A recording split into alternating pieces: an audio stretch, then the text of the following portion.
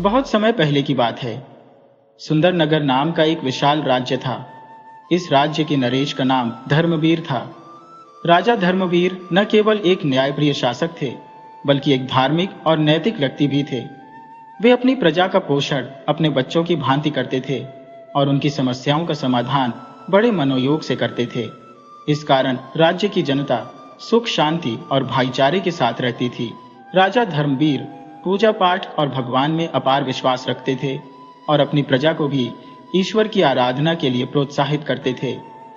वे दान पुण्य में बहुत आगे रहते, भूखों को भोजन कराते, असहायों को आश्रय देते। राजा के लिए धर्म और परोपकार का बहुत महत्व था। उनके राज्य में दानगई नामक एक तेजस्वी ऋषि निवास करते थे, जिनका राजा धर्मवीर अत्यंत आदर करते थे। वे अक्सर उनके दर्शन करने जाया करते थे। ऋषि गानगई नदी के किनारे एक छोटी सी कुटिया में रहते थे, जहां राजा ने उनकी सभी आवश्यकताओं का ध्यान रखा था, ताकि उन्हें किसी प्रकार की असुविधा न हो। राजा धर्मवीर की दो रानियां थीं, बड़ी रानी मोहिनी और छोटी रानी रत्ना। मोहिनी एक गुणवान, सुंदर और पतिव्रता महिला थी। वह रत्ना को अपनी बहन मानती और उससे स्नेह करती थी, परंतु रत्ना के हृदय में मोहिनी के लिए कपट भाव था, जिसकी मोहिनी को भनक तक नहीं थी। राजा ने दोनों रानियों के लिए अलग अलग महल बनवा रखे थे। रानी मोहिनी सदैव राजा की आज्ञा का पालन करती और प्रजा से प्रेम करती थी, इसीलिए सब उन्हें रानी मां कहकर बुलाते थे। रानी रत्ना को यह स्थिति बिल्कुल पसंद नहीं थी और वह हमेशा मोहिनी को नीचा दिखाने की चेष्टा करती रहती थी। राजा धर्मवीर और रानी मोहिनी के पुत्र का नाम अंबर था, जबकि रानी रत्ना के पुत्र का नाम धीरज था। अंबर एक सुशील, सुंदर, बलवान और तेजस्वी राजकुमार था, जो अपने माता पिता की हर आज्ञा का पालन करता और राजकाज में भी हाथ बटाता था। वहीं धीरज एक बलशाली किंतु अहंकारी राजकुमार था, जो अंबर से ईर्ष्या करता था। चूंकि अंबर बड़े होने के कारण राज्य का उत्तराधिकारी था और राजा भी उसे ही उत्तराधिकारी बनाना चाहते थे। अंबर की दयालुता और सहायता करने की प्रवृत्ति के कारण वह प्रजा का प्रिय था और राजा धर्मवीर भी उसे अत्यंत प्रेम करते थे। धीरज के प्रति राजा भेदभाव नहीं रखते थे और दोनों को समान समझते थे, परंतु अंबर के व्यवहार के कारण राजा को उस पर गर्व था। राजकुमार अंबर को शिकार करने का बहुत शौक था। समय मिलते ही वह अपने माता पिता से आज्ञा लेकर शिकार पर निकल पड़ता था। सुंदर नगर के चारों ओर के जंगलों में उसने भ्रमण कर रखा था, सिवाय दक्षिण दिशा के। उस दिशा में जाना सभी के लिए निषेध था। लोग उसे मौत का जंगल कहते थे, क्योंकि जो भी उस जंगल में गया वह कभी लौट कर नहीं आया। वहां बुरी शक्तियों का वास माना जाता था। एक दिन राजा धर्मवीर और रानी मोहिनी दरबार में प्रजा की समस्याओं पर विचार विमर्श कर रहे थे। उसी समय एक व्यक्ति रोते हुए दरबार में आया। सबकी नजरें उसकी ओर मुड़ गईं। वह कहने लगा, महाराज की जय हो, मेरी मदद कीजिए। महाराज ने कहा, निर्भय होकर अपनी समस्या बताओ। उस व्यक्ति ने कहा, महाराज, मेरा नाम श्यामलाल है। मैं और मेरा बेटा ईंधन लाने के लिए जंगल गए थे, परंतु मेरा बेटा अचानक गायब हो गया। मैंने बहुत खोजा, परंतु वह नहीं मिला। मेरी मदद कीजिए महाराज। महाराज ने कहा, श्यामलाल, पहले तुम शांत हो जाओ, तुम्हारा बेटा वापस आ जाएगा। बताओ, ये घटना किस दिशा के जंगल में हुई? श्यामलाल ने कहा, महाराज, दक्षिण का जंगल, जिसे मौत का जंगल कहते हैं। सब सुनकर स्तब्ध हो गए। महाराज ने कहा, तुम जानते हो कि वहां जाना मना है। हमने सार्वजनिक रूप से यह सूचना दे रखी है। वहां एक बोर्ड पर भी लिखा है कि इस क्षेत्र में जाना मना है। अब राजकुमार धीरज गुस्से से बोला, हमारे राज्य में यह बात सबको पता है, सिवाय इस मूर्ख के। जानते हुए भी यह दक्षिण में गया। महाराज धर्मवीर ने कहा, राजकुमार, आप प्रजा की सहायता करना आपका कार्य है, ऐसे बात करना उचित नहीं है। राजकुमार धीरज ने कहा, माफ कीजिए महाराज, परंतु इस व्यक्ति ने जानबूझकर ऐसा किया है और अपने बेटे को मौत के मुंह में जाने दिया। नियम का उल्लंघन किया है, इसलिए इसे सजा मिलनी चाहिए। श्यामलाल सिर झुकाकर बोला, मैं क्षमा चाहता हूं राजकुमार, मेरा बेटा जिद्दी स्वभाव का है। मैंने उसे बहुत समझाया, मगर वह जिद करके उस ओर चला गया और मैं भी उसके पीछे गया। उसे रोकने की कोशिश की, परंतु वह अंदर चला गया। मैंने उसे बहुत खोजा, परंतु वह नहीं मिला। आप जो सजा देना चाहें मुझे स्वीकार है, परंतु मेरे बेटे को बचा लीजिए। अब सब सोचने लगे। श्यामलाल कहने लगा, महाराज, मैं बड़ी आशा से आपके पास आया हूं और मुझे आपके न्याय पर पूर्ण विश्वास है। कृपया मेरे बेटे को बचा लीजिए, नहीं तो मैं अपने प्राण त्याग दूंगा। मैं अपने बेटे के बिना नहीं रह सकता। वह व्यक्ति जोर जोर से रोने लगा। महाराज का हृदय द्रवित हो उठा। श्यामलाल के आंसू देखकर वे और भी व्याकुल हो गए।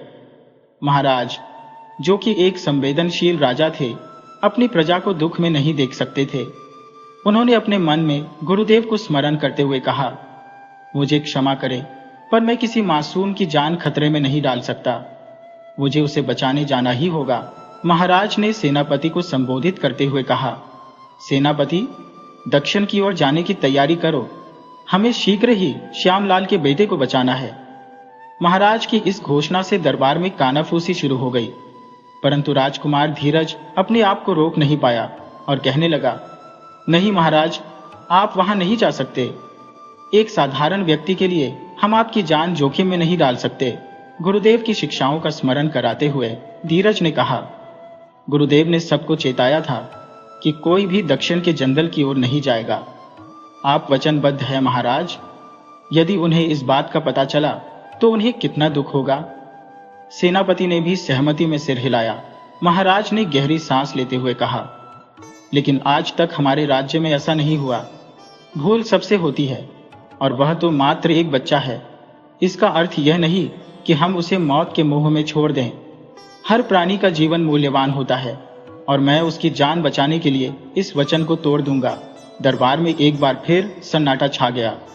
कुछ समय पश्चात सेनापति ने कहा, महाराज, यदि आपकी अनुमति हो तो मैं कुछ कहूं। महाराज ने हामी भरी। सेनापति ने सुझाव दिया, राजकुमार अंबर को दक्षिण भेजा जाए। उन्हें जंगलों का अच्छा ज्ञान है और वे हर संकट से निपटने में सक्षम है। केवल वही श्यामलाल के बेटे को वापस ला सकते हैं। महाराज ने थोड़ी देर के लिए सोचा और फिर कहा, राजकुमार अंबर को शीघ्र ही दरबार में उपस्थित होने का संदेश भेजा जाए। तभी दरबारी ने आकर सूचना दी, महाराज, राजकुमार अंबर दरबार में पधार चुके हैं। यह सुनकर सभी प्रसन्न हो गए।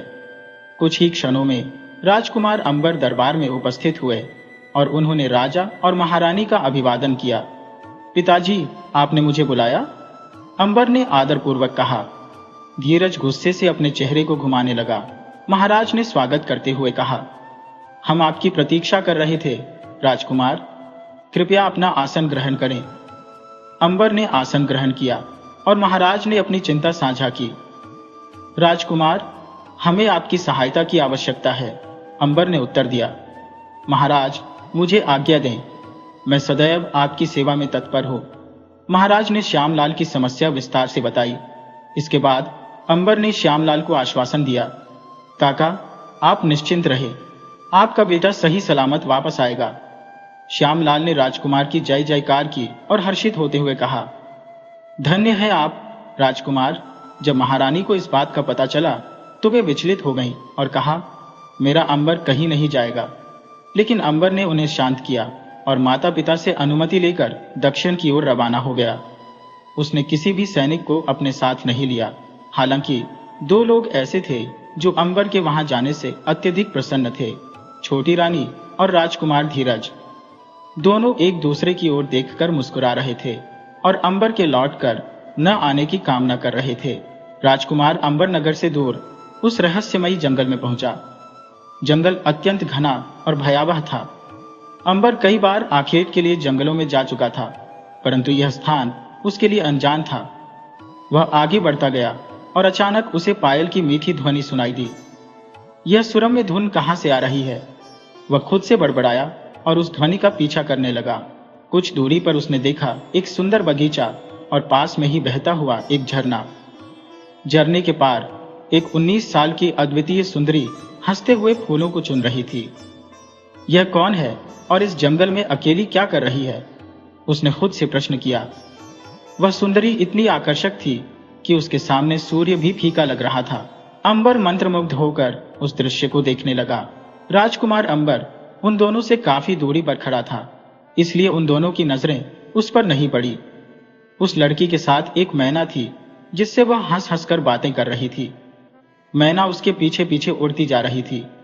मैना ने कहा, सखी घर चलो, बहुत देर हो गई है, तुम्हारे पिताजी इंतजार कर रहे होंगे।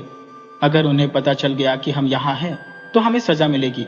राजकुमारी हंसते हुए बोली, अरे सखी, ये फूल तोड़ लेने दो। देखो कितने सुंदर लग रहे हैं ये गुलाबी रंग के फूल। फूल तोड़ते हुए उसने मैना को दिखाया।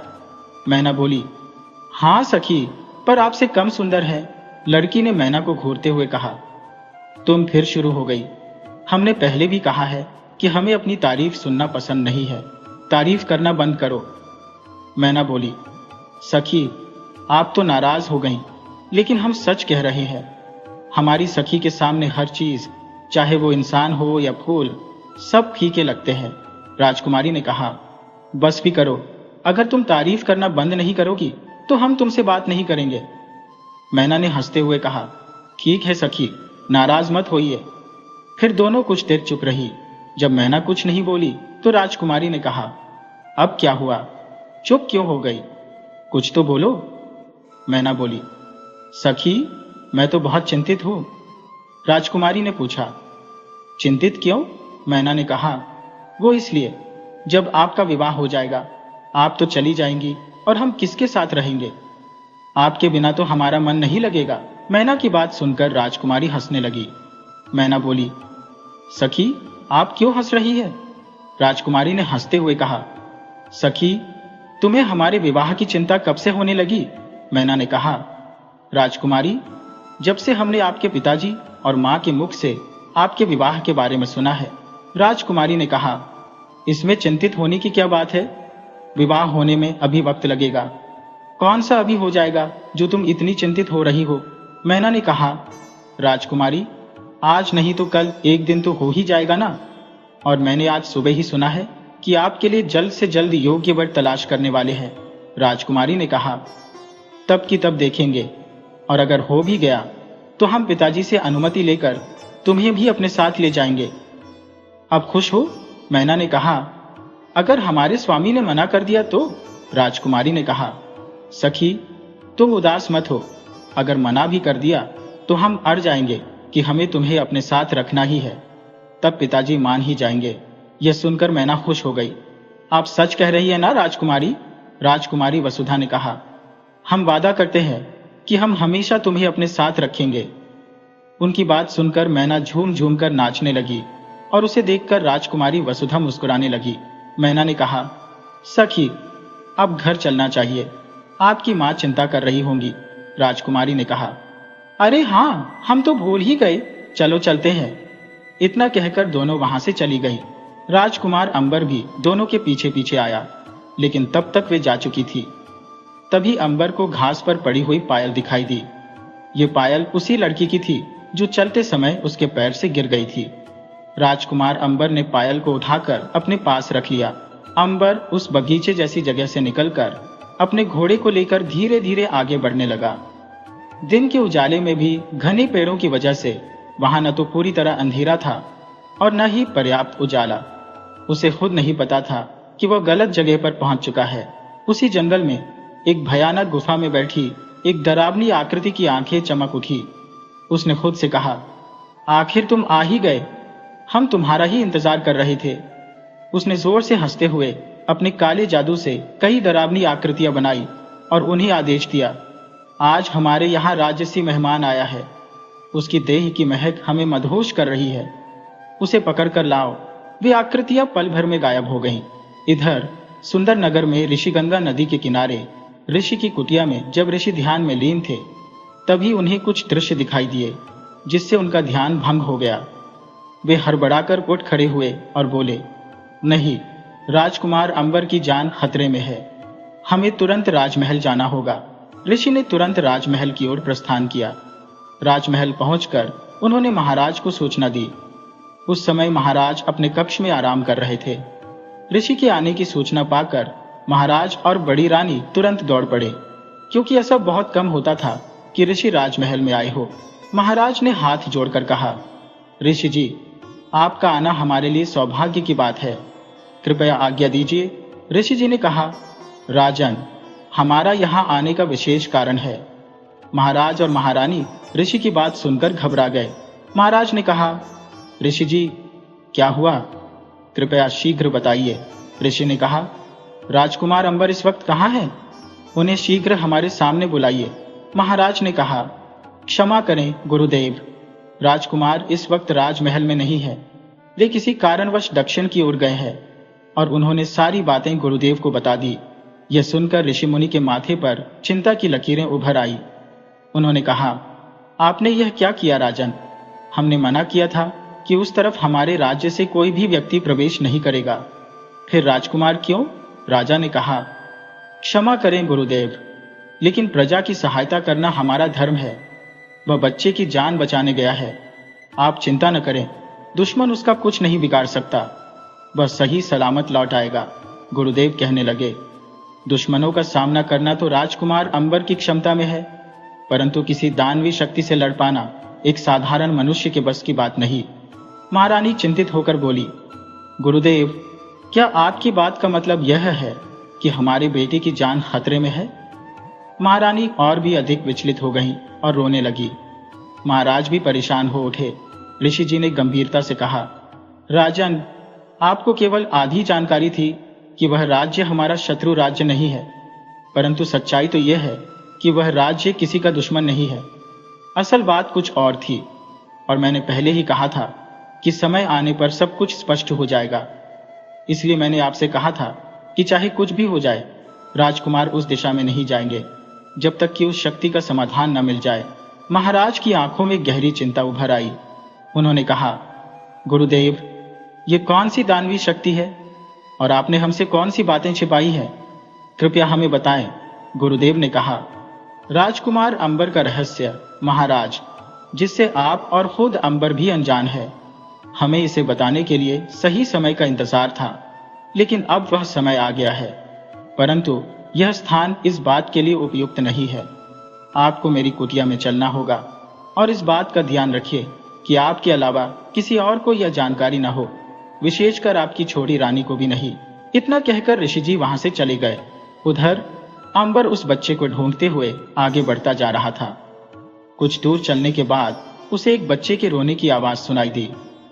वह आवाज आसपास से ही आ रही थी। अंबर ने चारों तरफ नजर घुमाई और देखा कि एक लड़का पेड़ पर चढ़कर डर के मारे बैठा हुआ है और रो रहा है। अंबर ने आवाज दी, तुम वहां क्या कर रहे हो? पेड़ के नीचे जाकर उसने पूछा। अंबर की आवाज सुनकर उस लड़के ने उसकी ओर देखा और उसके चेहरे पर हल्की सी मुस्कान आ गई। राजकुमार जी, उसने हल्के से मुस्कुराते हुए कहा। अंबर ने कहा, चलो नीचे उतरो, हम तुम्हें लेने आए हैं। तुम्हारे पिता तुम्हारे लिए परेशान हो रहे हैं। लेकिन लड़के ने डरते हुए कहा, नहीं राजकुमार जी, मैं नहीं उतरूंगा। अंबर ने उस दिशा में देखा और उसकी आंखें आश्चर्य से फैल गईं। वहां एक खूंखार शेर खड़ा था जो उसे देखकर गरज रहा था। अंबर समझ गया कि शायद इसी कारण से लड़का डर कर पेड़ पर चढ़ा हुआ है। उसने लड़के को चुप रहने का इशारा किया। शेर ने अंबर को देखकर जोर से दहाड़ा और अपनी जीभ लपलपाने लगा, जैसे वह बहुत भूखा हो। पलक झपकते ही वह अंबर पर झपटने को तैयार था। अंबर ने तुरंत खुद को बचाने के लिए अपने कदम पीछे खींचे और हमले के लिए तैयार हो गया। शेर ने अंबर पर छलांग लगाई और दोनों के बीच घमासान संघर्ष शुरू हो गया। अंबर ने शेर के अगले दोनों पैरों को कसकर पकड़ रखा था, लेकिन शेर अपना मुंह खोलकर अंबर को खाने के लिए तैयार हो गया। अंबर ने शेर को उठाकर दूर फेंक दिया, लेकिन शेर फिर से उठ खड़ा हुआ और दूसरी बार छलांग लगाई। इस बार अंबर उसे संभालते हुए नीचे गिर गया। दोनों में भयंकर संघर्ष होने लगा, जिससे अंबर को कई चोटें भी आई। शेर के पंजों से अंबर की चमड़ी उधर गई थी और खून बहने लगा। अचानक एक तीर सनसनाते हुए अंबर के कान के पास से गुजर गया और एक पेड़ के तने में जा धंसा। अंबर ने देखा कि करीब 15-20 लोग काले कपड़ों से ढके हुए उसे घेर कर खड़े थे। सब काली शक्तियां थी। शेर उन्हें देखकर भाग गया। उन लोगों के सरदार ने आदेश दिया, बंदी बना लो इसे। अंबर ने उनसे लड़ने के लिए अपनी तलवार निकाली और पूछा, तुम लोग कौन हो? लेकिन अंबर की तलवार धुआं बनकर गायब हो गई। अंबर हैरान होकर देखता रह गया। उनका सरदार कहने लगा, मूर्ख, हमारी काली शक्तियों पर तेरी साधारण तलवार का कोई असर नहीं होगा। अब तुझे कोई नहीं बचा सकता। तू हमारे क्षेत्र में आ चुका है और हम तुझे मनमोहिनी के पास ले जा रहे हैं। अंबर समझ गया कि यह लोग साधारण मनुष्य नहीं है जिनसे वह बल के प्रयोग से लड़ सके। अब उसे अपनी बुद्धि का प्रयोग करना होगा। अंबर ने सोचा, अगर मैं इन लोगों के सामने उस लड़के का जिक्र करूंगा तो ये उसे भी नहीं छोड़ेंगे। मुझे इनका ध्यान भटकाना होगा। उसने तिरछी नजरों से उस लड़के को देखा जो इन लोगों को देखकर बेहोश हो गया था। उसने सोचा, यह अच्छा हुआ। अंबर बोला, देखिए, आप जो भी है, मैं यहाँ गलती से रास्ता भटक गया हो। मुझे नहीं पता था कि यह क्षेत्र मनमोहिनी का है। मुझसे भूल हो गई, कृपया मुझे माफ कर दें। वे लोग हंस पड़े। भूल तो तेरी है, परंतु राजकुमार, षड्यंत्र हमारा था। तुझे यहाँ बुलाने के लिए ही हमने यह साजिश रची और तू फंस गया, क्योंकि हमारी रानी को तेरा ही इंतजार है। उनके सरदार ने हंसते हुए कहा, क्या तुम जानते हो कि यह सब षड्यंत्र तुम्हारे लिए ही किया गया है? राजकुमार, तुम नहीं जानते कि तुम कौन हो और यह हमारे लिए एक लाभकारी स्थिति है। अंबर सोच में पड़ गया। क्या हुआ कि सोच में पड़ गए हो? तुम्हें यह भी नहीं पता कि तुम कौन हो और यही हमारे लिए फायदा है। अंबर का सिर दर्द करने लगा। उनकी बातें उसकी समझ से परे थी। सरदार ने कहा, सुनो, जल्दी करो, हमारे पास समय कम है। अगर इन्हें पता चल गया कि यह कौन है तो हमारे लिए खतरा हो सकता है। हमें इसे तुरंत लेकर चलना है। अंबर कुछ कर पाता उससे पहले ही वे सब उसे लेकर गायब हो गए। उसी जंगल के दूसरी ओर पेड़ की डाल पर बैठी मैना जोर से चिल्ला पड़ी, अनर्थ हो गया सखी, अनर्थ हो गया। वह जोर जोर से अपनी सखी को चेताने लगी। सखी, अलर्ट हो जा। ऐसा कहकर मैना उड़ती हुई उस मंदिर में चली गई जहां राजकुमारी वसुधा संध्या पूजा की तैयारियों में लगी थी और उनके माता पिता भी वही थे। वासुदेव, जो दक्षिणाचल गढ़ के राजा थे, और उनकी रानी वामी के पास बैठी वसुधा, जो अपने बचपन से ही कुछ अद्भुत शक्तियों से संपन्न थी। उन बुरी शक्तियों से अपनी गढ़वालों की रक्षा करती थी। इनका भाग्य विधाता ने पहले से ही राजकुमार अंबर के साथ जोड़ रखा था। इन दोनों का एक गहरा रहस्य है जिससे ये दोनों एक दूसरे से जुड़े हुए हैं। सखी मैना ने आवाज लगाई, राजकुमारी, कुछ अनर्थ हो गया है। उसकी आवाज सुनकर तीनों ने उसकी तरफ देखा। मैना घबराई हुई बोली, राजकुमारी सखी, मनमोहिनी ने उस राहगीर को बंदी बना लिया है। राजकुमारी वसुधा ने मैना से पूछा, पिताजी, आपने उस स्थान को बांध दिया था, फिर वह आजाद कैसे हो गई? वासुदेव ने तुरंत एक पुस्तक निकाली और उसे हाथ में रखकर कुछ मंत्र बुदबुदाए। पुस्तक के पृष्ठों पर एक दृश्य उभरने लगा। तीनों ने देखा कि अंबर उस लड़के को ढूंढते हुए जंगल में गया और वहां उसे पायल के घुंघरू की आवाज सुनाई दी।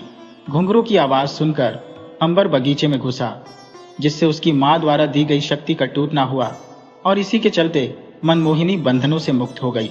वसुधा ने कहा, पिताजी, मुझे ऐसा लग रहा है जैसे मैं इसे कई जन्मों से जानती हूँ, लेकिन मुझे कुछ याद क्यों नहीं आ रहा?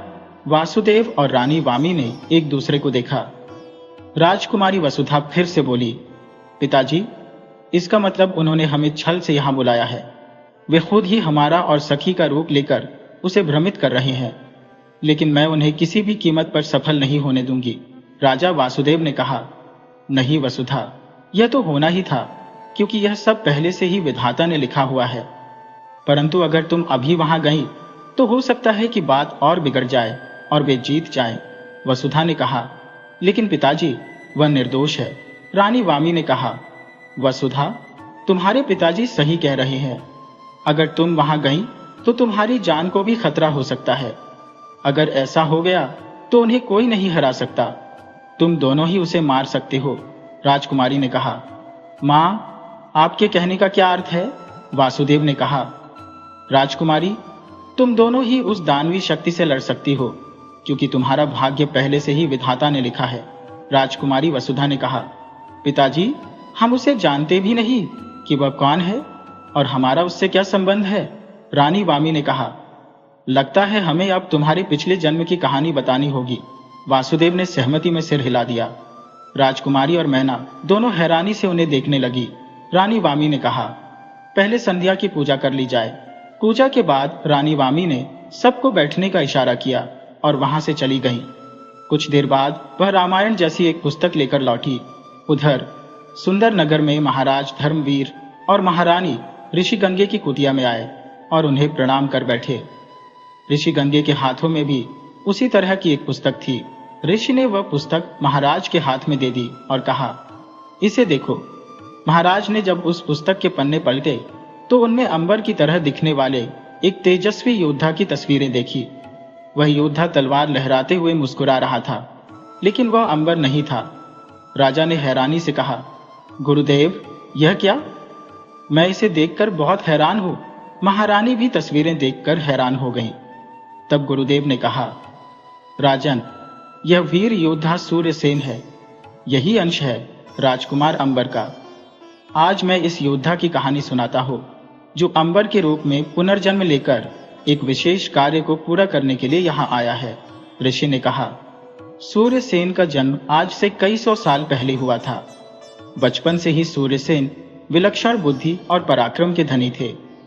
वह अपनी मां के साथ एक छोटे से घर में रहते थे। उनकी बुद्धिमत्ता और वीरता से प्रभावित होकर वहां के राजा उपेंद्र ने उन्हें सेनापति का पद दे दिया। सूर्यसेन ने अपनी ईमानदारी और कर्तव्य निष्ठा के साथ राजा की सहायता की और राजा ने कई राज्यों को जीत लिया। राजा की एक सुंदर और बहादुर बेटी थी, जिसका नाम चंद्रप्रभा था। चंद्रप्रभा ने युद्ध कला सूर्यसेन से ही सीखी थी और धीरे धीरे वह सूर्यसेन से प्रेम करने लगी।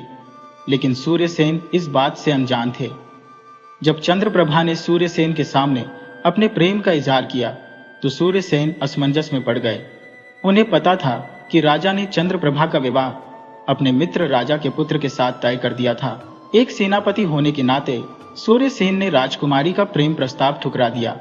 उन्होंने कहा, राजकुमारी जी, मैं आपके प्रेम के योग्य नहीं हूं। कृपया ऐसे विचार अपने मन से निकाल दीजिए। लेकिन चंद्रप्रभा ने कहा, सूर्यसेन, प्रेम किसी पद या श्रेणी को नहीं देखता। मैंने आपकी आंखों में अपने लिए प्रेम देखा है। सूर्यसेन ने फिर भी अपने मन की बात नहीं मानी और राजकुमारी को समझाने की कोशिश की। उन्होंने कहा, राजकुमारी जी, आपके पिता ने आपका विवाह तय कर दिया है। कृपया इसे पाप न बनाइए। चंद्रप्रभा ने उत्तर दिया, मैंने मन ही मन आपको अपना पति मान लिया है और अगर आपने मुझे ठुकरा दिया तो मैं अपने प्राण त्याग दूंगी। सूर्यसेन इस स्थिति से बहुत परेशान हो गए। वे राजकुमारी से दूर रहने का निर्णय लेकर दक्षिणाचल गढ़ चले गए। उधर रानी वामी ने वसुधा को एक पुस्तक दी, जिसे खोलते ही वसुधा देखती रह गई। उसमें राजकुमारी चंद्रप्रभा की तस्वीर थी। मैना कहने लगी, यह तो हमारी सखी जैसी है। वासुदेव ने कहा, पुत्री, राजकुमारी चंद्रप्रभा, जिनका पूर्व जन्म तुम हो। वसुधा ने चौंकते हुए कहा, क्या? रानी वामी ने कहा, हाँ पुत्री, तुम ही चंद्रप्रभा हो। तुम्हारा पिछले जन्म का कार्य अधूरा रह गया था, उसे पूरा करने के लिए तुम्हारा पुनर्जन्म हुआ है। आज मैं तुम्हारे पिछले जन्म की कहानी सुनाती हूँ। रानी वामी ने कहना शुरू किया। चंद्रप्रभा महाराज उपेंद्र की पुत्री थी। उन्होंने अपने नगर का नाम चंद्रप्रभा के नाम पर रखा था। राजकुमारी देवी की बहुत बड़ी भक्त थी। महाराज उपेंद्र अपनी पत्नी के देहांत के बाद दूसरी शादी नहीं की और राजकुमारी को मां और पिता दोनों का प्यार दिया। उनके राज्य में एक वीर युवक था, जिसे महाराज ने सेनापति बना लिया। राजा उपेंद्र ने अपने मित्र राजा भीमसेन के पुत्र के साथ चंद्रप्रभा का विवाह तय कर दिया था, लेकिन राजकुमारी मन ही मन सूर्यसेन को अपना पति मान चुकी थी। महाराज उपेंद्र और नगरवासियों को नहीं पता था कि एक महाविनाशकारी घटना घटने वाली है, जिसने पूरे नगर को मिटा दिया। राजकुमारी ने चौंक कर पूछा, वह अनहोनी कैसी मां? रानी वामी ने गहरी सांस ली और कहा, यह एक महाविनाश था, जिसने समस्त नगर को नष्ट कर दिया और सभी नगरवासी इस विनाश से अनजान थे। महाराज ने राजकुमारी के लिए बड़ा हर्षित अनुभव किया, किंतु वह यह भी न जानते थे कि जिसे वे अपना निकटस्थ मित्र मानते थे, वह वास्तव में एक दगाबाज और षड्यंत्रकारी था। वह मित्रता की आड़ में राजा उपेंद्र के राज्य को हथियाने का षड्यंत्र रच रहा था। उसे यह ज्ञात था कि वह युद्ध के मैदान में सूर्यसेन जैसे महापराक्रमी योद्धा से नहीं जीत सकता। इसलिए उसने छल कपट का सहारा लिया। जिस संघ को वह गुणवान समझकर राजकुमारी का विवाह तय किया गया था, वह वस्तुतः मांस, मदिरा और अपवित्र चीजों का उपासक था। भीमसेन इस बात से भली भांति परिचित थे, परंतु उनके मन में चंद्रप्रभा पर अधिकार जमाने की महत्वाकांक्षा थी। विवाह को वह इस कार्य के लिए सर्वोत्तम उपाय मानते थे।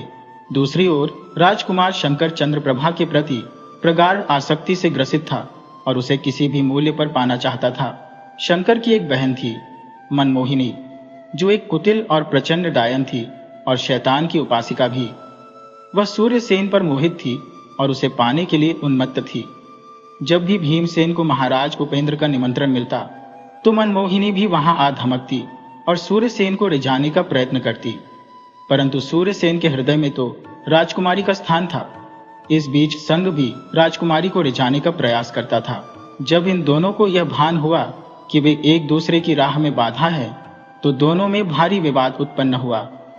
इस विवाद को शांत करने के लिए भीमसेन ने उन्हें समझाया कि यदि तुम क्रोधावेश में दोनों को मार भी डालोगे तो तुम उन्हें सदा के लिए खो दोगे और तुम्हें जो चाहिए वह कभी नहीं मिलेगा। संघ और मनमोहिनी ने अपने पिता से मार्गदर्शन की याचना की। उनके पिता ने उन्हें धैर्य रखने को कहा और अपनी कुटिल योजना की रूपरेखा उनके सामने रखी। इस बीच सुंदर नगर में ऋषि ने घटनाओं का क्रम बताते हुए कहा कि समय अपनी गति से आगे बढ़ता गया और विवाह का दिन निकट आने लगा। सूर्यसेन ने राजकुमारी से दूरी बनानी शुरू कर दी और स्वयं को सदा कार्य में व्यस्त रखने लगे, परंतु राजकुमारी ने अन्न जल का त्याग कर दिया था। जब यह समाचार सूर्यसेन तक पहुंचा तो उन्होंने राजकुमारी को अन्न जल ग्रहण करने के लिए कहा। राजकुमारी ने अश्रुपूरित नेत्रों से उत्तर दिया, मैं तब तक अन्न जल ग्रहण नहीं करूंगी जब तक आप मुझे सच नहीं बताते। सूर्यसेन ने राजकुमारी को समझाया कि वह इस जिद को छोड़ दें और कम से कम अपने पिता की मर्यादा और वचन के बारे में सोचे। राजकुमारी ने फिर भी अपने संकल्प को नहीं छोड़ा और कहा कि वह अपने पिता को सब कुछ बता देंगी और यह विवाह उनके लिए स्वीकार्य नहीं है। सूर्यसेन ने राजकुमारी को समझाने का प्रयास किया कि ये विवाह उनके हित में है और उन्हें इसे स्वीकार करना चाहिए। अंततः सूर्यसेन ने राजकुमारी को शांत किया और उन्हें अन्न जल ग्रहण कराया, लेकिन दोनों यह नहीं जानते थे कि उनकी यह वार्तालाप शत्रु के एक सेवक द्वारा सुनी जा रही थी। यह अवसर शत्रु के लिए सोने पर सुहागा साबित हुआ। उस सेवक ने महाराज उपेंद्र के मन में सूर्यसेन के प्रति विष भर दिया और उन्हें भड़काया। महाराज यह जानकर क्रोधित हो गए और सूर्यसेन पर विश्वासघात का आरोप लगाते हुए उन्हें मृत्युदंड देने का आदेश दे दिया। सूर्यसेन को जीवित जला दिया गया और सबने यही समझा कि सूर्यसेन जलकर मर गए। राजकुमारी जब यह समाचार सुनी तो वह मूर्छित हो गईं। राजकुमारी की दासी ने महाराज को सब कुछ बता दिया, जिससे महाराज को भीमसेन की कुटिलता का पता चला। क्रोधित होकर महाराज उपेंद्र ने अपनी सेना तैयार की और भीमसेन से युद्ध करने के लिए निकल पड़े, किंतु उन्हें यह ज्ञात नहीं था कि एक और षड्यंत्र उनका इंतजार कर रहा था। भयानक और घने जंगल के भीतर जमीन की गहराई में एक लड़की आग के समक्ष मंत्रों का उच्चारण करते हुए आहुति दे रही थी। यह कोई और नहीं बल्कि मनमोहिनी थी, जो तीव्र स्वर में मंत्रों का जाप कर रही थी। उसके सामने सूर्यसेन भी उपस्थित था।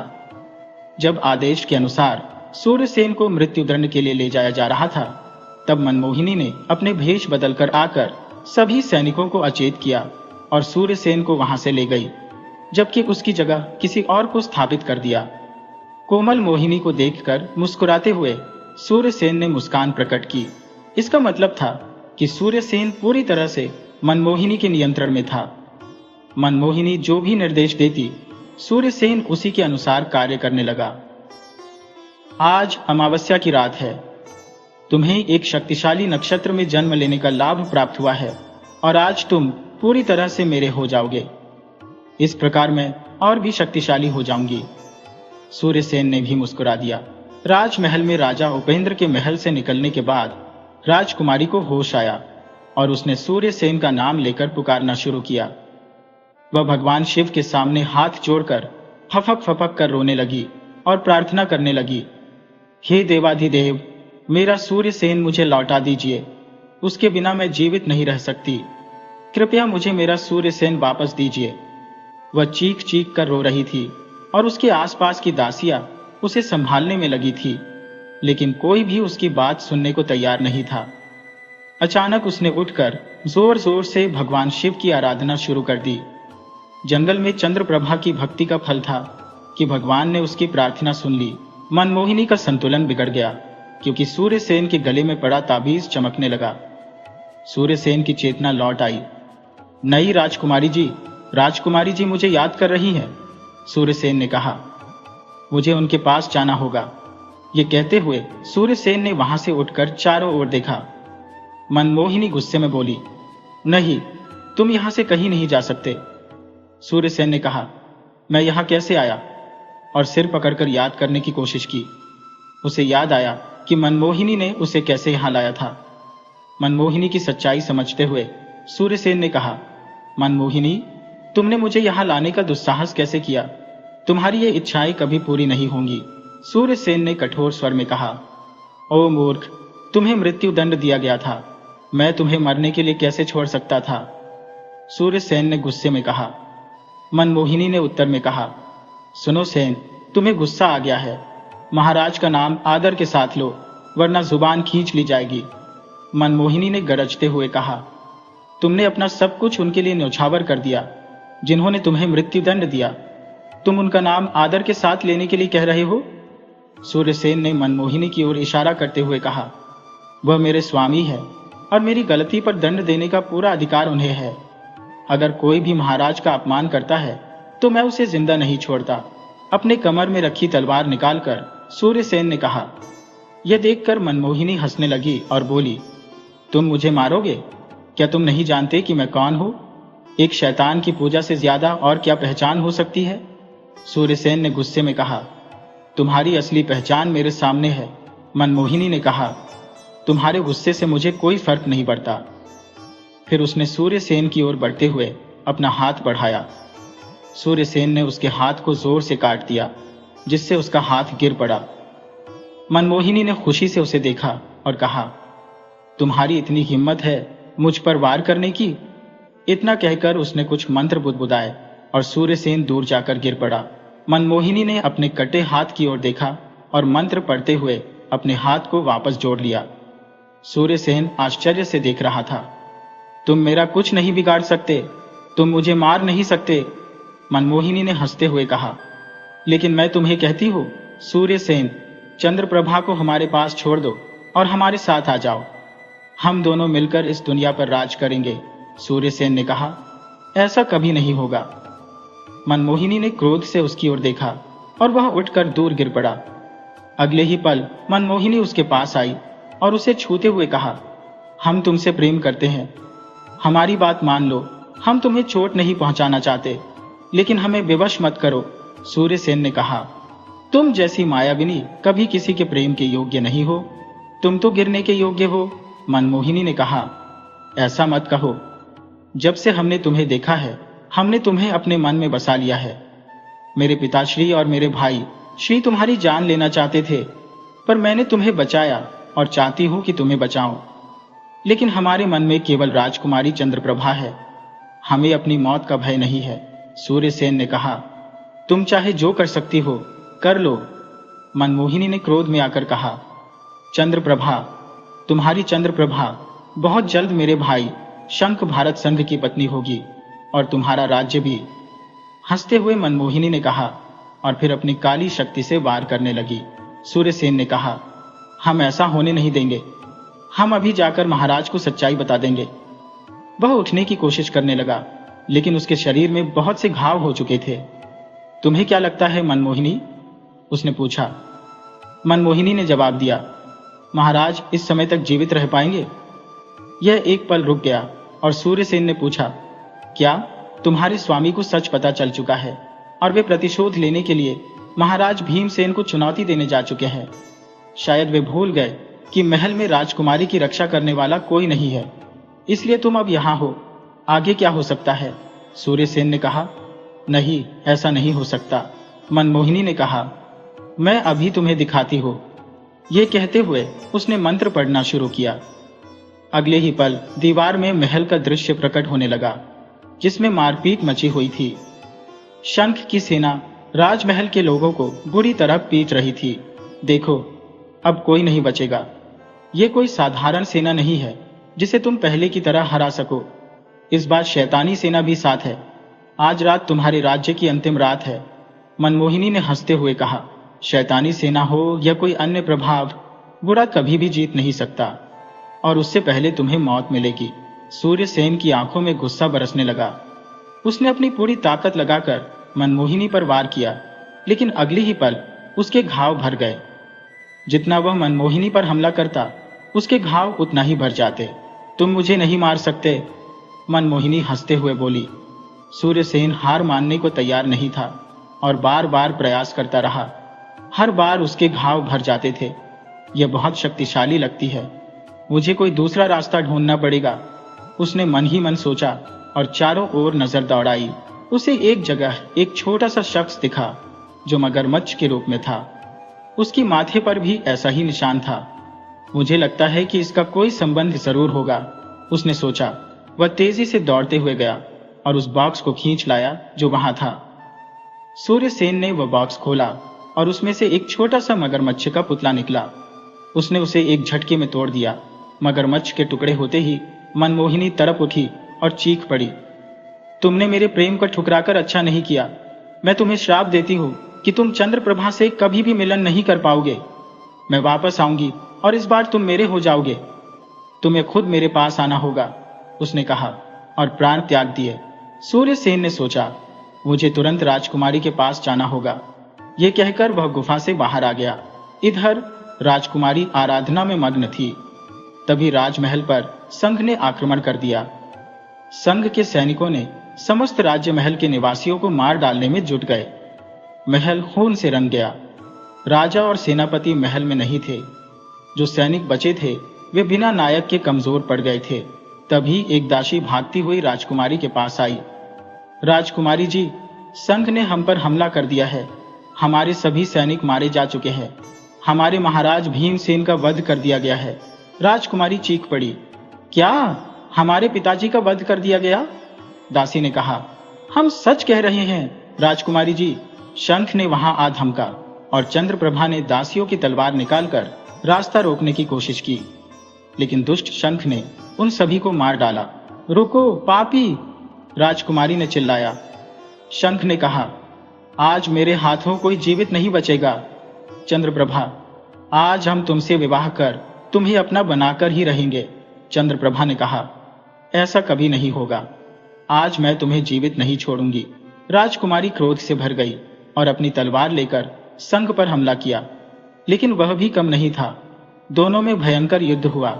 तभी राजकुमारी की तलवार गिर गई। शंख हंसते हुए पास आया और हाथ लगाने की कोशिश की। तभी सूर्यसेन ने तेजी से हमला किया।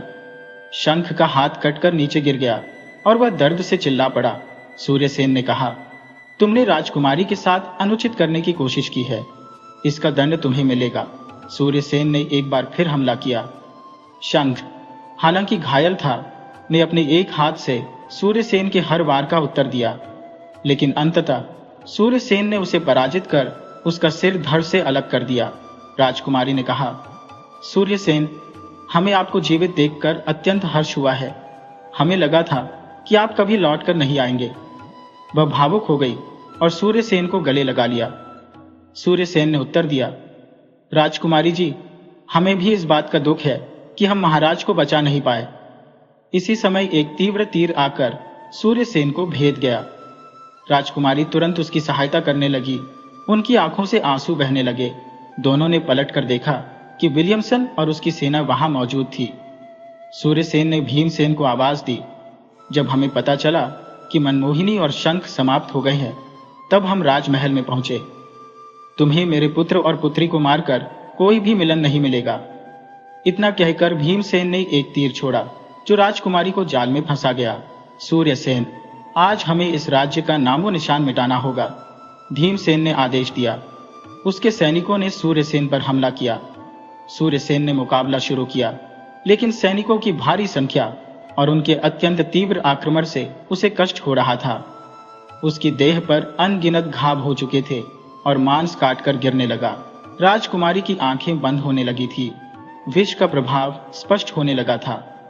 यह देखकर सूर्यसेन ने अपनी पूरी ताकत लगाकर तलवार भीमसेन की ओर फेंकी। जो सीधे भीमसेन की गर्दन पर लगी और उसका सिर धड़ से अलग हो गया। सभी सैनिकों में भगदड़ मच गई। राजकुमारी जी सूर्यसेन के पास पहुंचने लगी, लेकिन एक सैनिक ने उसकी पीठ पर वार कर दिया। यह क्या? राजकुमारी जोर से चीखी। सूर्यसेन ने अपनी बंद होती पलकों से देखा और कहा, हम आपकी प्रतीक्षा करेंगे। इस जन्म में हम नहीं मिल सके, लेकिन अगले जन्म में मिलेंगे। यही वचन आप भी दीजिए। राजकुमारी ने बड़ी मुश्किल से कहा, हाँ, और तुरंत प्राण त्याग दिए। सूर्यसेन ने भी अपने प्राण छोड़ दिए। इस प्रकार एक विशाल राज्य का अंत हो गया। अगले जन्म में मिलने के वादे के साथ उस महान नगर का भी अंत हो गया। भीमसेन के सैनिकों ने राजमहल में आग लगा दी और सब कुछ राख में बदल गया। लेकिन इसके साथ ही इन दोनों के अगले जीवन की अनहोनी की शुरुआत भी हो गई। जंगल में जहां मनमोहिनी का मृत शरीर पड़ा था, सुंदर नगर में ऋषि गंगे ने सूर्यसेन की कहानी समाप्त की। राजन, आज भी उस नगर के लोगों की आत्माओं को मुक्ति नहीं मिली है। वे भटक रहे हैं, जिन्हें सूर्यसेन और चंद्रप्रभा ही मुक्ति दे सकते हैं, क्योंकि सब कुछ समाप्त होते ही एक काली शक्ति ने वहां जन्म ले लिया था, जिसने सभी आत्माओं को अपने कब्जे में ले लिया और अपनी शक्तियां अर्जित की है। यदि इसे जल्द नहीं रोका गया तो भविष्य में बहुत विकट स्थिति उत्पन्न होगी। राजन, धर्मवीर ने कहा, लेकिन गुरुदेव अंबर को अपने पूर्व जन्म की कोई याद क्यों नहीं है? गुरुदेव ने उत्तर दिया, वह श्राप भी था जिससे उसकी पूर्व जन्म की यादें मिट गई है। हमें एक अनुष्ठान करना होगा ताकि उसे श्राप से मुक्त किया जा सके। हमें यह काम दोनों तरफ से एक साथ करना होगा। दक्षिणांचल की राजकुमारी वसुधा, जो चंद्रप्रभा का रूप है, को भी इसमें शामिल होना होगा।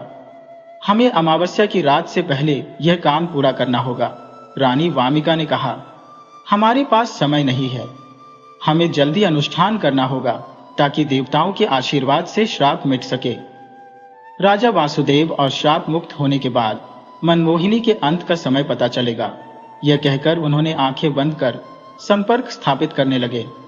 कुछ देर बाद आंखें खोलकर बोले, ऋषि गंगे ने कहा है कि हमें आज ही यह कार्य करना होगा। जंगल में अंबर बेहोश पड़ा था और एक भयंकर आकृति उसकी ओर देख रही थी।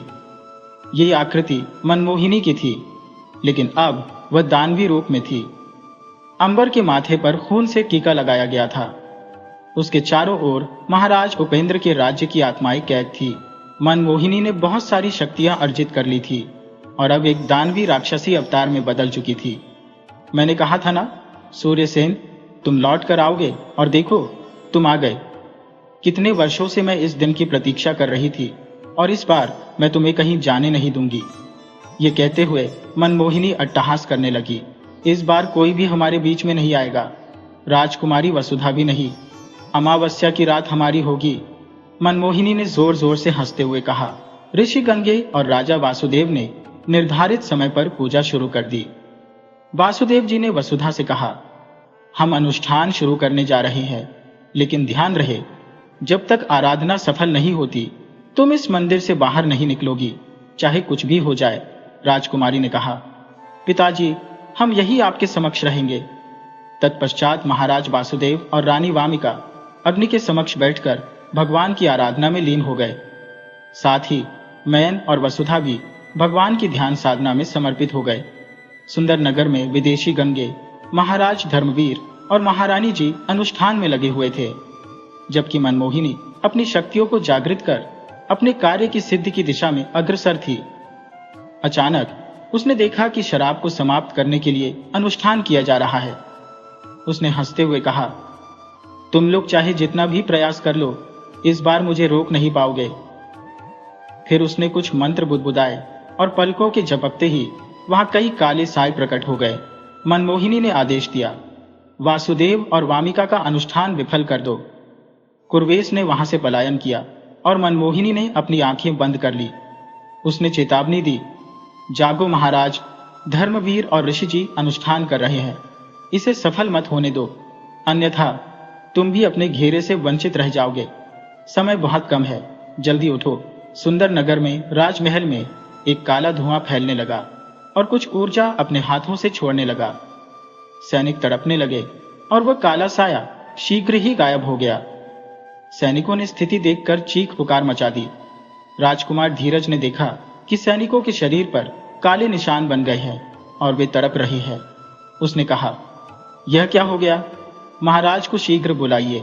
सैनिकों ने कहा, राजकुमार जी, कुछ समय पहले तक सब ठीक था, अचानक से ऐसा हो गया।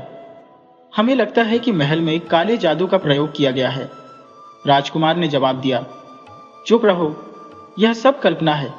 और सेनापति को आदेश दिया, महाराज और महारानी जी के दर्शन के लिए जाएं। राजवेद को जल्दी बुलवाइए और इनका उपचार कराइए। सैनिकों ने तुरंत राजवेद को बुलाया, लेकिन कोई सुधार नहीं हुआ। राजकुमार धीरज ने सोचा, यह अचानक क्या हो गया? सब कुछ ठीक था और अब यह समस्या उत्पन्न हो गई। उसने महल में जाकर देखा, महारानी रत्न वहां नहीं थी। मेरी माता भी अपने कक्ष में नहीं है। वे कहाँ गई? इसी बीच ऋषि गंगुली की कुटिया में हवन करते समय चारों ओर भयंकर धूल उड़ने लगी, हवा चलने लगी और अग्नि बुझाने का प्रयास होने लगा। ऋषि ने कहा, हे देव, हमें शीघ्रता से अनुष्ठान पूरा करना होगा।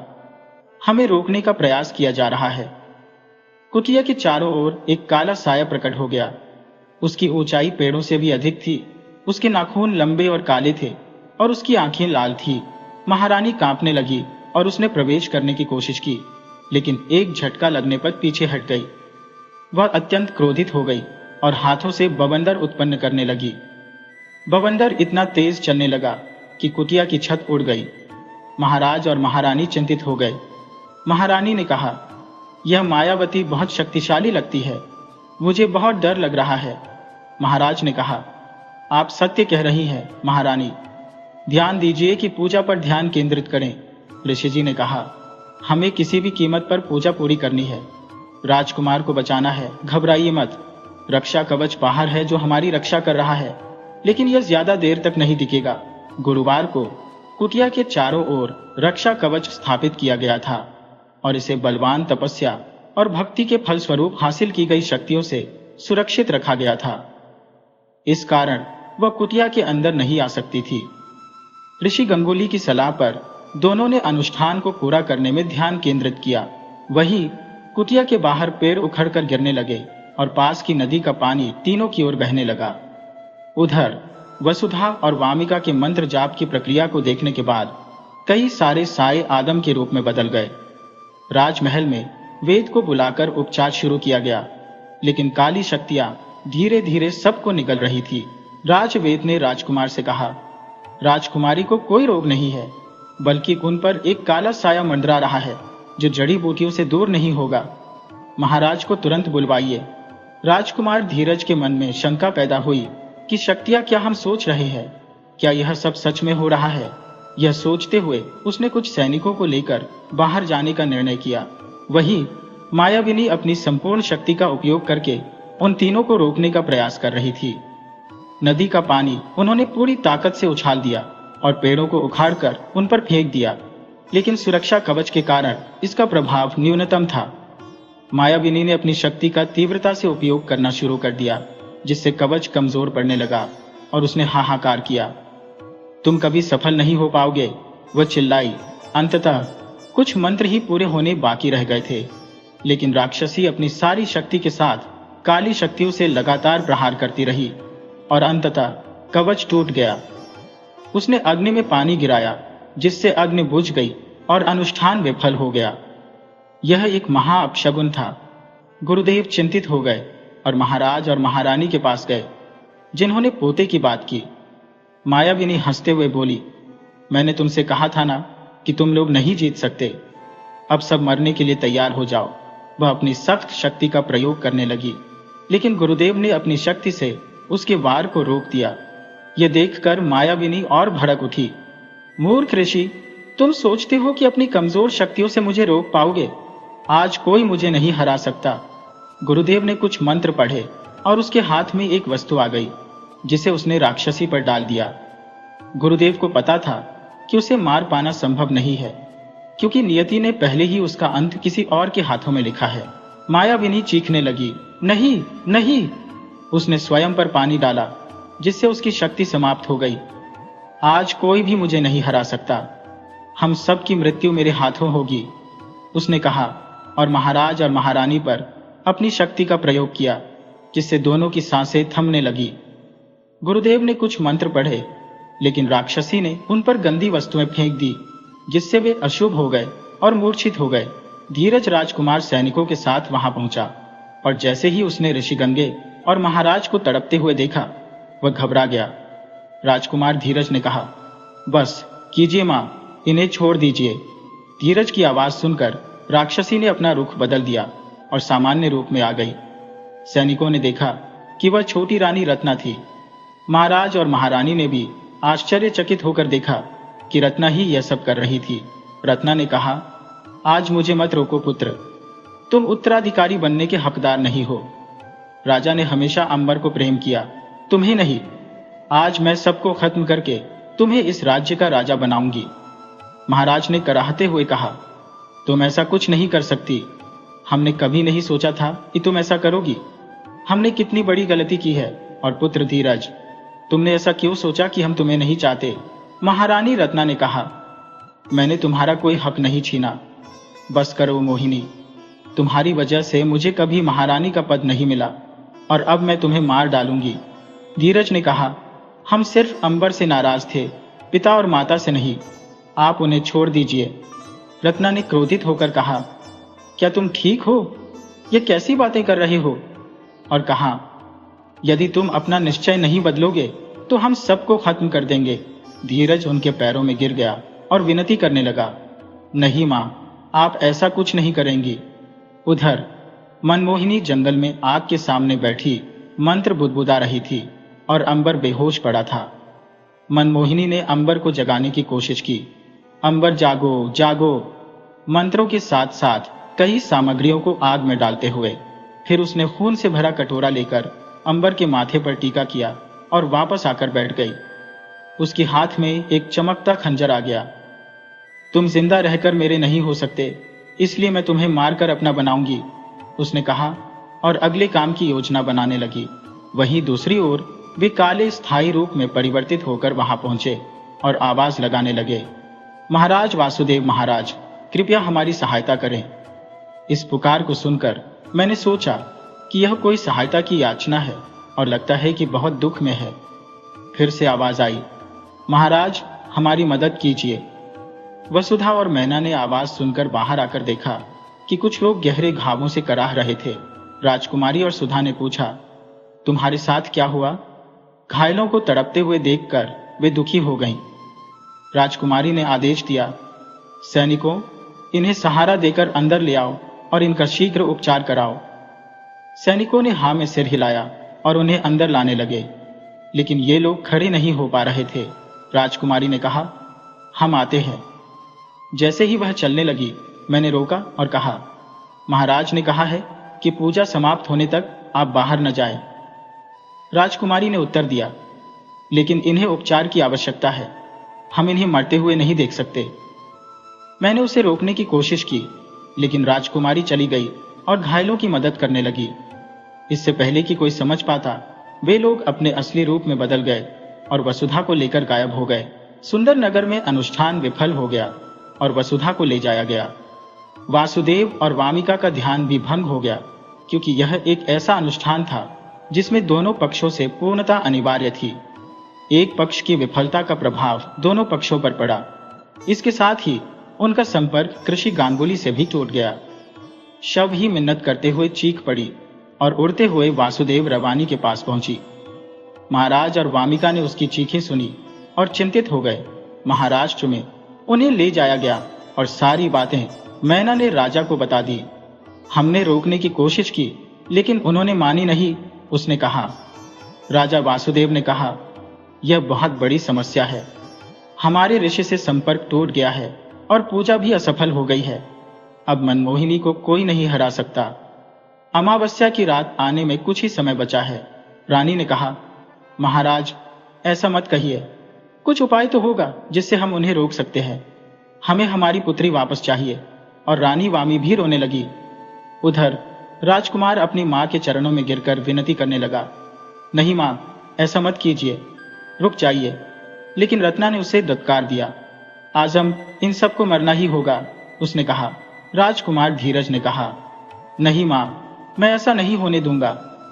उसने धीरे धीरे एक पोटली निकाली जिसमें कुछ राख जैसी वस्तु थी और उसे चारों ओर फैला दिया।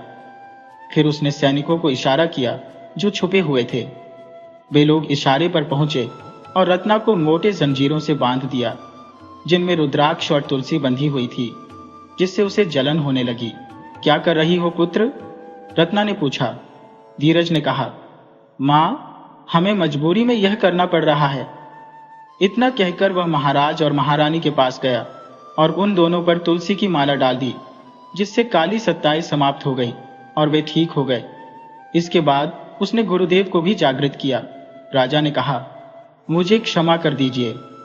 धीरज ने कहा, पिताजी और माँ, मुझे क्षमा कर दीजिए। मेरी वजह से आपको ये सब सहना पड़ा। उसके चेहरे पर शर्मिंदगी स्पष्ट थी। दोनों ने उसे माफ कर दिया। गंगा ने उठते हुए कहा, सब कुछ समाप्त हो गया।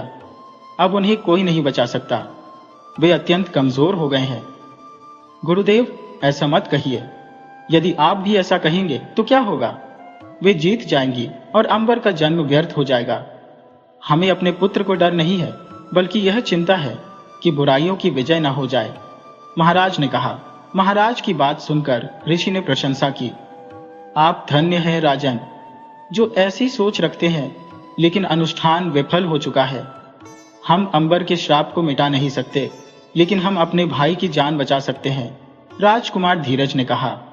पिताजी, जब सूर्यसेन ने मनमोहिनी का वध किया था, तब वे भूल गए थे कि वह दोबारा जीवित हो सकती है।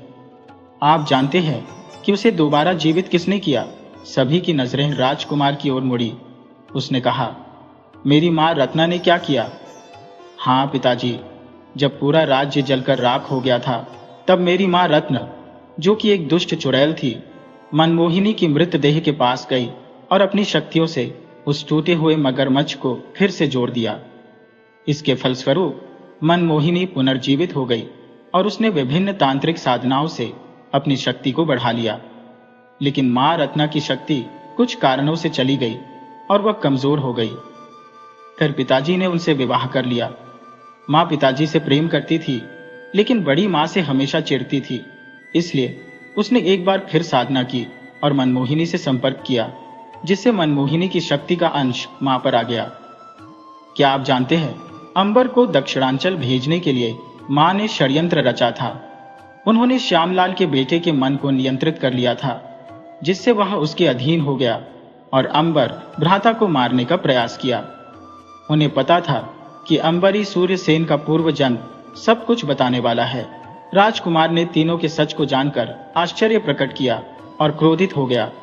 उसने तुरंत उन तीनों को मारने का आदेश दे दिया। यह देखकर राजकुमार धीरज ने कहा, पिताश्री, ऐसा मत कीजिए। मेरी मां को क्षमा कर दीजिए। उसने जो कुछ किया मेरी जिद की वजह से किया, लेकिन अब मुझे अपने किए पर पछतावा हो रहा है। राजकुमार रोते हुए विनती करने लगा। यह देखकर महाराज का हृदय भर आया और उन्होंने राजकुमार को गले से लगा लिया। राजकुमार ने कहा, पिताश्री, मनमोहिनी के समाप्त होने के बाद मां की सारी शक्तियां चली जाएंगी और वह सामान्य हो जाएगी। इसलिए मेरी आपसे विनती है कि मां को मृत्युदंड न दिया जाए। तब राजगुरुदेव ने कहा, राजन, धीरज सत्य बोल रहा है। आप उन्हें मृत्युदंड न दे। राजा ने पूछा, लेकिन मनमोहिनी का अंत कैसे होगा? राजगुरुदेव ने उत्तर दिया, सूर्यसेन और चंद्रप्रभा के हाथों। हमें उन्हें इस धरती पर बुलाना होगा। अग्रिम अनहोनी को रोकने के लिए ऋषि गांगुली ने कहा और नदी की ओर स्नान करने चले गए। रतलाम चिल्ला रही थी, आज तुम लोग जीत नहीं सकते। थोड़ी देर बाद ऋषि स्नान करके लौटे और सूर्यसेन और चंद्रप्रभा की आत्माओं को बुलाने की तैयारी करने लगे। उन्होंने वासुदेव से संपर्क स्थापित किया और उन्हें सूचित किया। वासुदेव ने कहा, अमावस्या आने में कुछ समय बचा है। कृपया जल्द से जल्द उस जगह जाकर उन्हें रोकने का प्रयास करें। तब तक हम अनुष्ठान करेंगे।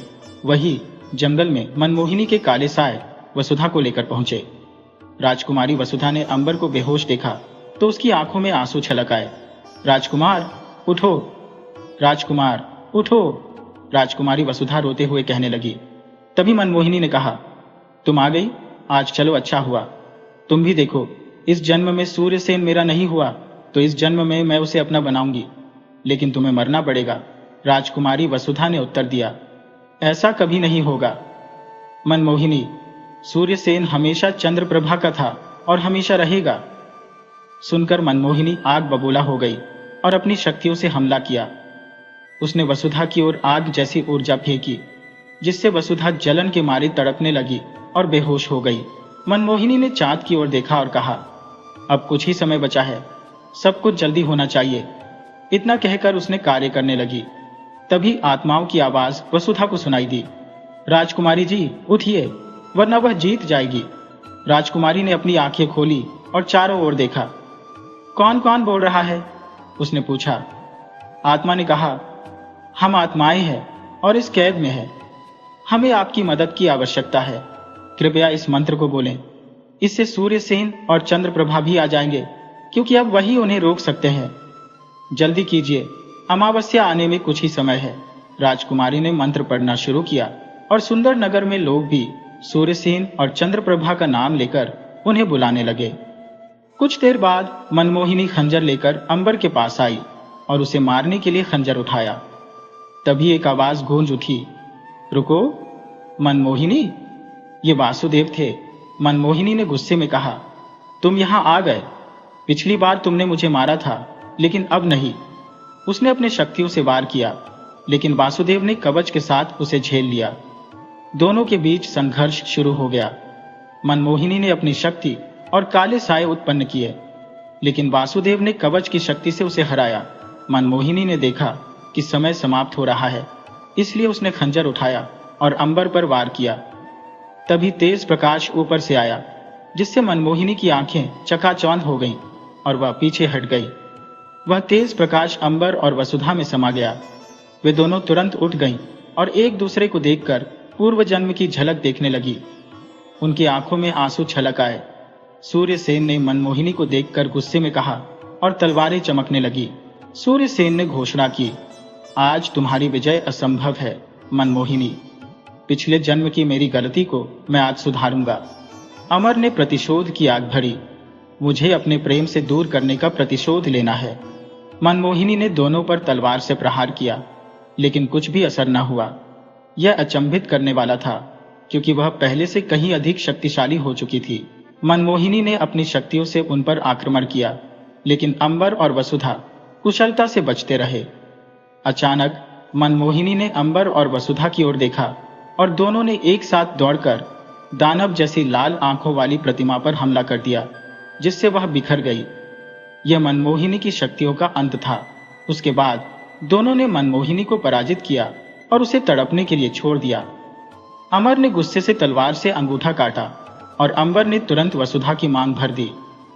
मनमोहिनी चीख पड़ी, नहीं, हमें तुमसे बहुत प्रेम है।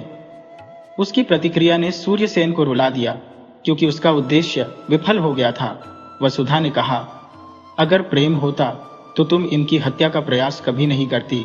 मनमोहिनी, तुम कितनी स्वार्थी हो।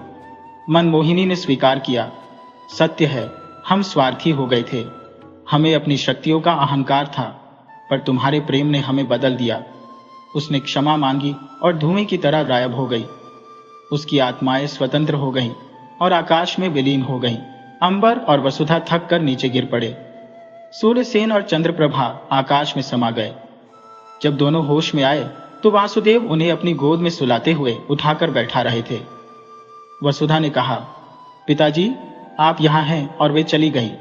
वासुदेव ने उत्तर दिया, अनहोनी चल गई है, सब कुछ सही हो गया है। राजा ने प्रसन्नता से कहा, राजकुमारी से मिलकर हमें खुशी हुई। राजकुमार अमर ने राजा से कहा, मुझे भी जाना चाहिए, क्योंकि एक बच्चा है जिसकी बात अधूरी रह गई है। राजा वासुदेव ने आश्वासन दिया, चिंता मत करो, वह बालक ठीक है। हम तुम्हारे राज्य में संदेश भेज चुके हैं। अब तुम अकेले नहीं जाओगे, मेरी पुत्री भी तुम्हारे साथ जाएगी। अंबर ने आश्चर्य से वासुदेव की ओर देखा, लेकिन खुशी भी हुई। वासुदेव ने हंसते हुए कहा, मैं इतना भी वृद्ध नहीं हूं कि तुम्हारी बातें न समझ सको। ये सुनकर दोनों शर्मिंदा हो गए। चलो, राजमहल में स्वागत की तैयारी शुरू हो गई है। तीनों राजमहल में लौटे, जहां रानी वामी पूजा की थाली लेकर खड़ी थी। महाराज वासुदेव और वामी ने उनकी आरती उतारी और महलवासी फूलों की बारिश करने लगे। अगले दिन महाराज धर्मवीर का संदेश आया कि वे वसुधा को अपनी पुत्र वधू बनाना चाहते हैं। यह जानकर सब खुश हो गए और वसुधा और अमर का विवाह हो गया। विदाई के समय मैना उदास हो गई क्योंकि वह अपनी सगी के बिना अकेली कैसे रहेगी। वसुधा ने अमर को सूचित किया और अंबर ने राजा से कहा, यदि महाराज अनुमति दें तो मैं इनकी सगी को भी साथ ले जाना चाहूंगा। राजकुमार अमर की बात सुनकर सब हंस पड़े। राजा ने अनुमति दे दी और खुशी से झूमते हुए राजकुमार अंबर, मसूद और श्यामलाल के बेटे अपने राज्य की ओर चल पड़े। राज्य पहुंचकर उनका भव्य स्वागत हुआ। गुरुदेव गंगे, ऋषि महाराज और महारानी का आशीर्वाद प्राप्त किया। राजकुमार धीरज दूर से सब देख रहा था। अंबर ने पूछा, धीरज भाई, क्या बात है, तुम नाराज हो? धीरज ने गले लगाकर रोते हुए कहा, भ्राताश्री, मुझे क्षमा करें, मैंने हमेशा आपसे द्वेष रखा। धीरज ने बताया कि मनमोहिनी के अंत के बाद उसकी सारी शक्तियां समाप्त हो गईं। उसने पछताया और आत्महत्या कर ली। अमर को यह जानकर बहुत दुख हुआ। धीरज ने वसुधा को भगवान गणेश की प्रतिमा भेंट की, जो खुशी और समृद्धि का प्रतीक है। सभी ने भगवान गणेश को प्रणाम किया और वसुधा और अमर ने खुशी खुशी जीवन व्यतीत किया। राजा ने अपनी सेवानिवृत्ति के बाद अपने बड़े बेटे को राजा बना दिया। इस प्रकार राज्य में खुशियां फैल गईं। दोस्तों, अगर आपको हमारी कहानी पसंद आई हो तो कृपया हमारे चैनल को लाइक, सब्सक्राइब और शेयर करें। राधे राधे।